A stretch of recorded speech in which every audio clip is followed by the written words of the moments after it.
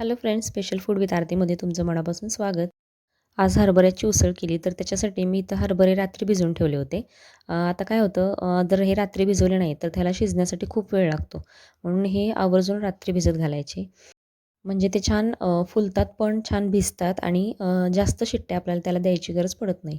आणि रात्री भिजवून नंतर सकाळी मीडियम हीटवर त्याच्या 4 शिट्ट्या करून घ्यायच्या, जेणेकरून ते छान मस्त शिजलं जातं. नंतर इथं कढईमध्ये तेल गरम करायला ठेवायचं. त्याच्यामध्ये अर्धा चमचा जिरं टाकून छान फोडणी बसू द्यायची जिऱ्याला.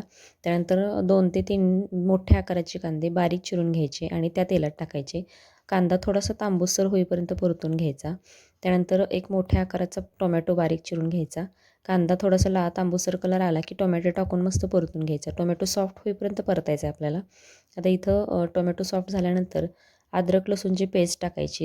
आणि आलं लसूणचा छान परतलेला स्मेल येतो. ते येईपर्यंत मस्त असं तेल सुटेपर्यंत परतून द्यायचं. आता त्यानंतर इथं आपण जो रेग्युलर यूज करतो लाल तिखट, ते तुमच्या आवडीनुसार 1 ते 1.5 चमचा टाकायचं. त्याच्यानंतर धने पावडर, जिरे पावडर अर्धा-अर्धा चमचा टाकून छान मसाला परतून घ्यायचा हा.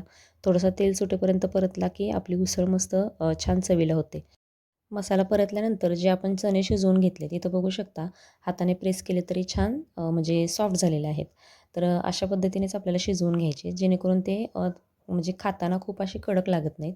आता इथं थोडंसंच पाणी मी त्याच्यामध्ये टाकलं होतं. जास्त पाणी शिजताना टाकलं नव्हतं, कारण आपण याला रस्सा करणार नाही आहोत.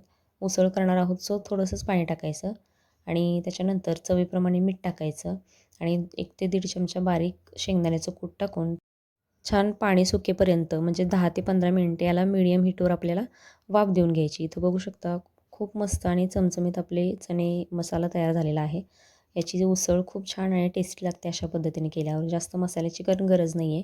याच्यावर बारीक चिरलेली भरपूर प्रमाणात कोथिंबीर टाका आणि मस्त गरम-गरम चपातीबरोबर, भाकरीबरोबर सर्व्ह करा.